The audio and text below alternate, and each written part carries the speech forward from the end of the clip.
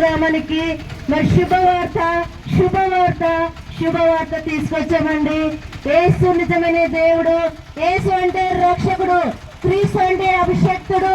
ఈ లోకానికి అండి మానవ రూపంలో ఆయన వచ్చాడండి. నీ నా పాపములు, నీ నా యొక్క మరి మనము పరలోకం చేరాలంటే మరి పాపము మరి అడ్డపడుతుందండి. మనము చేసిన పాపము ద్వారా నేడే రక్షణ దినము, ఇదే అనుకున్న సమయము పేరిట మీ అందరికీ తెలియజేస్తున్నామండి. ఎవరికి మీరు భయపడొద్దు. యేసు అంటే మనం రక్షిస్తాడు కాబట్టి మనం భయపడితే మోక్ష నగరానికి వెళ్ళమండి.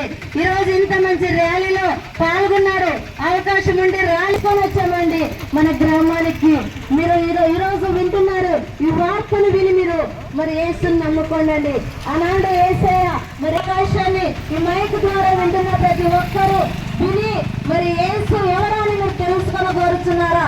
యేసుని తెలుసుకొని కోరుచున్న వారు మరి సేవకుల్ని సంప్రదించండి. మరి సంప్రదించి వారితో తెలుసుకోండి. ఇంకా ఎక్కువగా మనము పరలోకం చేయడానికి ఇదే అనుకూల సమయం అండి. ఎవరు మరి దూరం కాబట్టి దేవుడి నుంచి ప్రతి ఒక్కరూ